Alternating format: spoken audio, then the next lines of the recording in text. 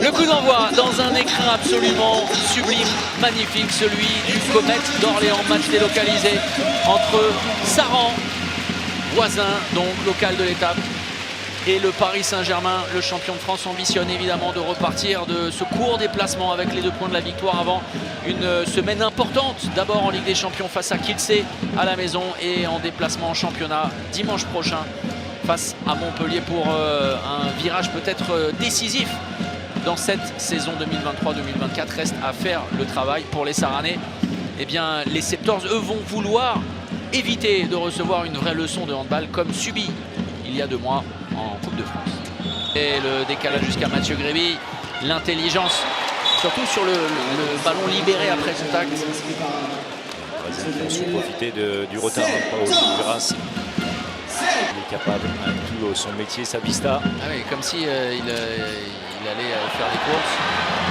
Ballon perdu par les Parisiens une nouvelle fois, beaucoup de ballons perdus. Ça en profite.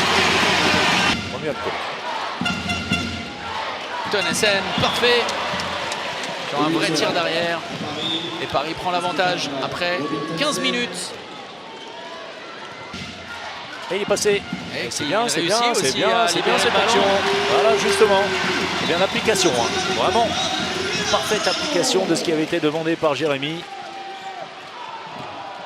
Il a échappé à la vigilance Nicolas Karabatic de la défense qui pensait peut-être que Nicolas allait trouver Ferran Solé. Lui, l'Espagnol. Après un mouvement un peu... incroyable. L'impression d'à peine esquisser un geste, d'être là, mais il est tellement fantastique, Yann Gentil, tellement hors norme. C'est sûr. De ne surtout pas offrir de jeu rapide aux Parisiens. Avec Collet qui va fixer à la limite du marché, l'arrêt, et bien voilà le dernier ballon. Il reste 7 secondes. Heureusement, une dernière opportunité. Collet, quel arrêt de Yannick Rennes, tout sauf évident. Et attention avec cette hyper extension du gardien danois. 18-15 à la pause en faveur de Paris. Voie de la seconde période, +3 en faveur du Paris Saint-Germain. Des 14 ambitieux après les 30 premières minutes. Reste à continuer cette impression laissée lors du premier acte.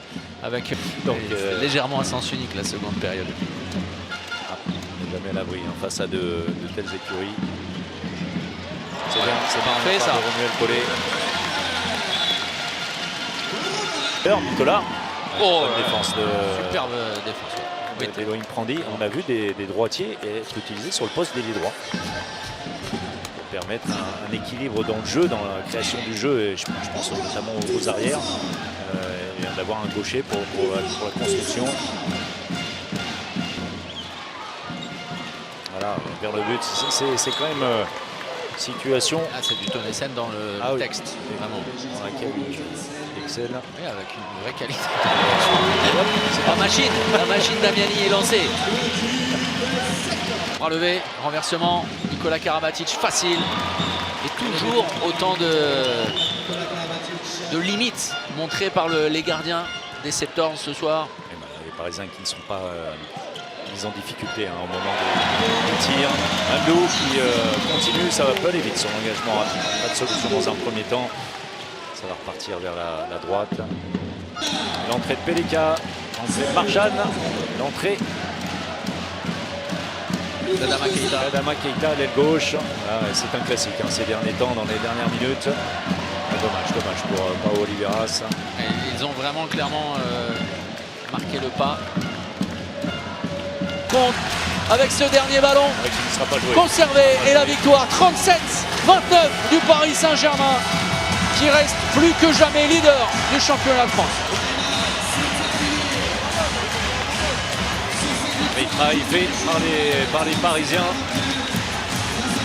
On ne fait pas un mauvais match pendant 45 minutes et je pense que les 15 dernières minutes on balbutie un peu notre handball, donc je pense qu'il y avait un peu mieux à aller chercher ce soir. Je pense qu'il y a eu un beau spectacle, il y a eu une salle pleine de 9000 personnes. Je pense que les gens sont ravis du spectacle qu'il y a eu. Et, bon, on n'espérait pas forcément l'emporter contre le PSG, mais au vu de ce qu'on avait proposé tout au long de la partie, on aurait peut-être espéré un peu mieux.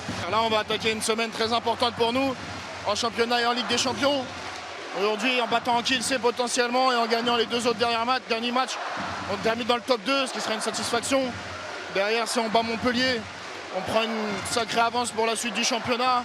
On se met vachement en sécurité, on prend une option pour la fin de saison. Après, tout n'est pas joué, mais voilà, on aura en tout cas toutes nos cartes entre nos mains et on aura accompli, je pense, une grosse partie du travail.